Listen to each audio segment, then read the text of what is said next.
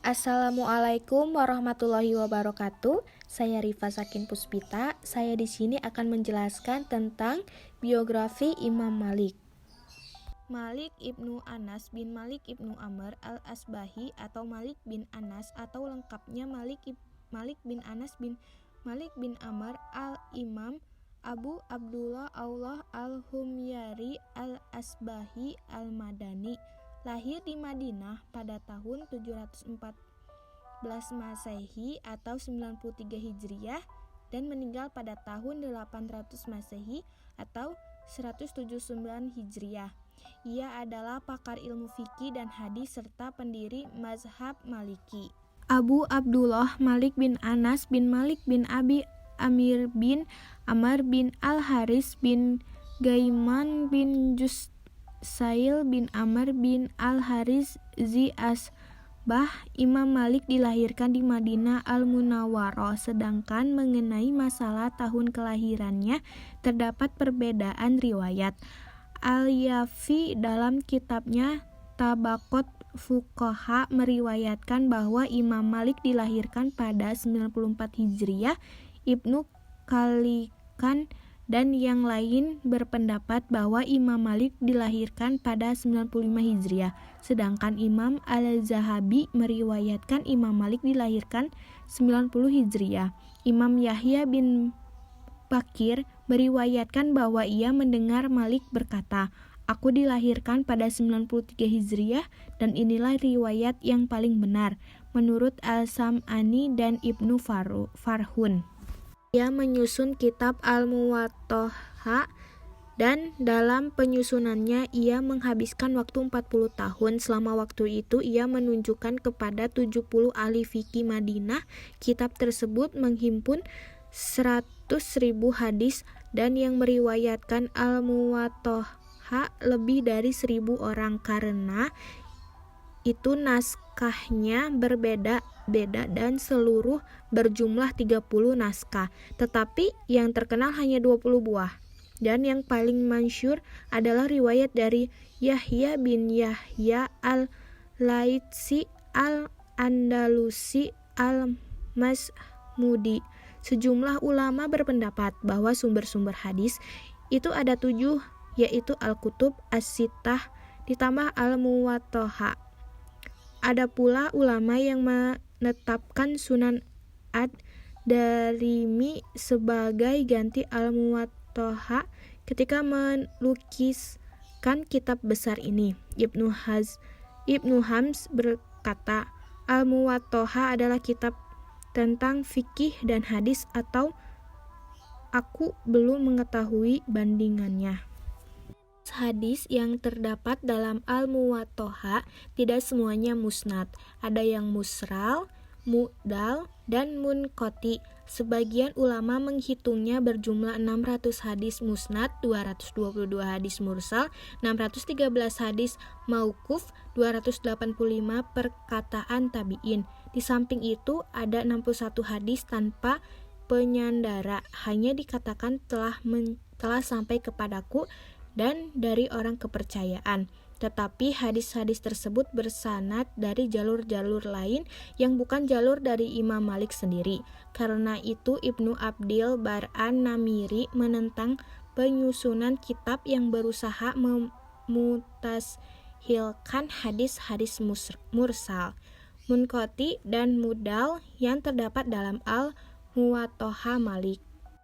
Imam Malik menerima hadis dari 900 orang guru, 300 dari golongan tabi'in dan 600 dari tabi'in.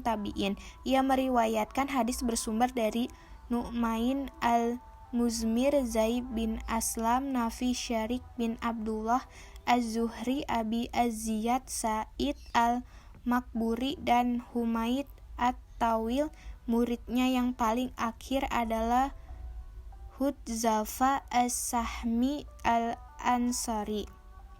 Adapun yang meriwayatkan darinya adalah banyak sekali, di antaranya ada yang lebih tua darinya seperti Az-Zuhri dan Yahya bin Sa'id. Ada yang sebaya seperti Al-Auza'i, Sauri, Sufyan bin Uyainah, Al-Laits bin Sa'ad, Ibnu Zuraid, dan Syubah bin Hazad. Ada pula yang belajar darinya seperti Asy-Syafi'i, Ibnu Wahab, Ibnu Wahdi, Al-Qatahan, dan Abi Ishaq.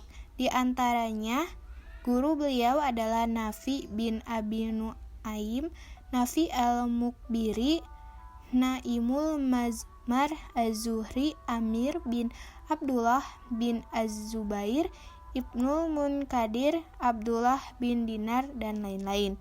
Dan di antara murid beliau adalah Ibnu Mubarak, Al-Qattan, Ibnu Mahdi, Ibnu Wahab, Ibnu Qasim Al-Qanabi, Abdullah bin Yusuf, Said bin Mansur, Yahya bin Yahya Al-Andalusi, Yahya bin Bakir, Qutaibah, Abu Mus'ab Al-Auzi'i, Sufyan Tsauri, Sufyan bin Uyainah, Imam Syafi'i, Abu Huzafah As-Sahmi, Az-Zubairi, dan lain-lain. Pujian ulama untuk Imam Malik. An-Nasai berkata, tidak ada yang saya lihat orang yang pintar, mulia, dan jujur, terpercaya periwayatan hadisnya melebihi Malik. Kami tidak tahu dia ada meriwayatkan hadis dari rawi matruk, kecuali Abdul Karim. Keterangan Abdul Karim bin Abi al-Mukharif al-Basri yang menetap di Mekah karena tidak senegari dengan Malik. Keadaannya tidak banyak diketahui. Malik hanya sedikit mentahrijkan hadisnya tentang keutamaan amal atau menambah pada matan. Sedangkan Ibnu Hayyan berkata, Malik adalah orang yang pertama menyeleksi para tokoh ahli fikih di Madinah dengan fikih agama dan keutamaan ibadah. Imam Asy-Syafi'i berkata, Imam Malik adalah hujatullah atas makhluknya setelah para tabi'in.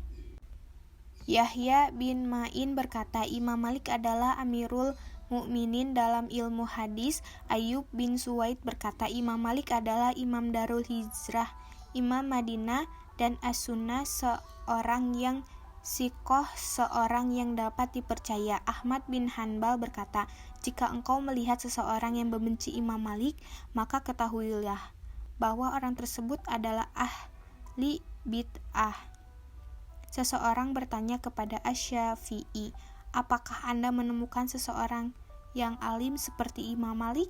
Asy-Syafi'i menjawab, aku mendengar dari orang yang lebih tua dan lebih berilmu daripada aku. Mereka mengatakan, kami tidak menemukan orang yang alim seperti Malik. Maka bagaimana kami orang sekarang menemui yang seperti Malik? Imam Abu Hanifah berkata, aku tidak pernah melihat seseorang yang lebih pandai tentang sunnah Rasulullah dari Imam Malik. Abdurrahman bin Mahdi berkata, aku tidak pernah tahu seseorang ulama Hijaz kecuali mereka menghormati Imam Malik. Sesungguhnya Allah tidak mengumpulkan umat Muhammad kecuali dalam petunjuk.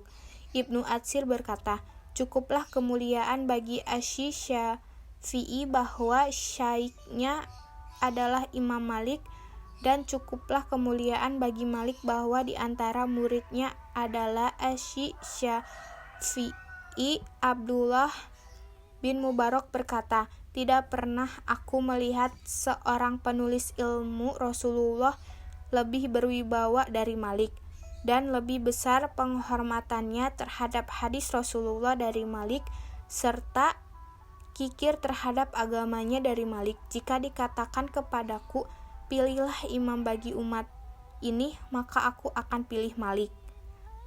Laits bin Sa'ad berkata, tidak ada orang yang lebih aku cintai di muka bumi ini dari Malik. Kitab Al-Muwatta'ah.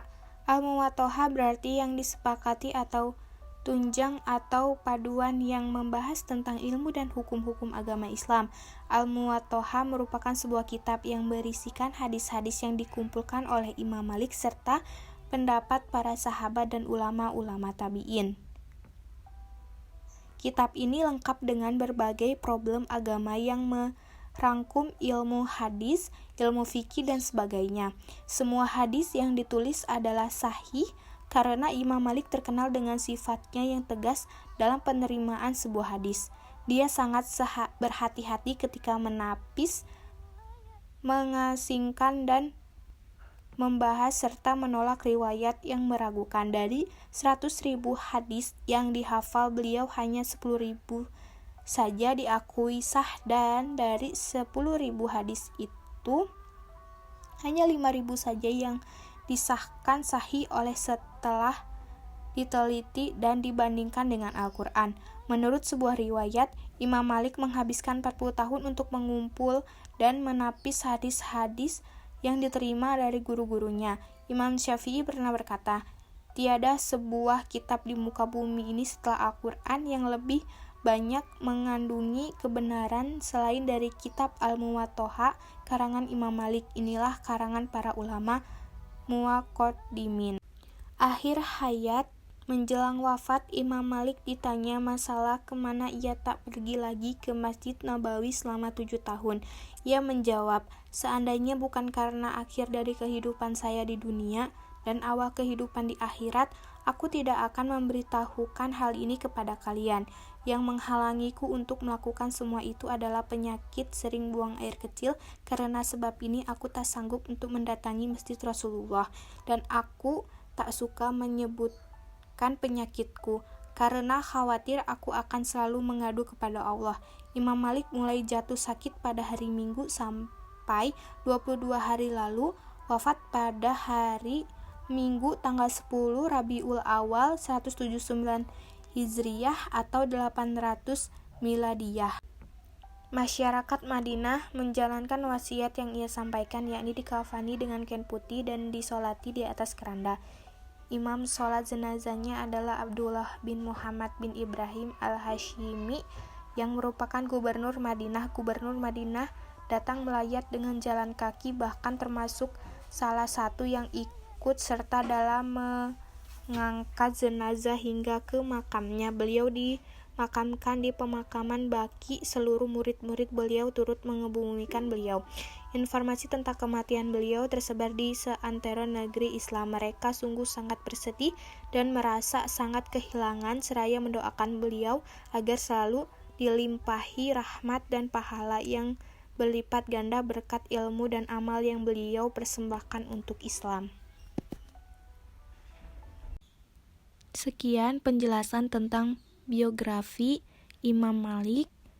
Wassalamualaikum warahmatullahi wabarakatuh.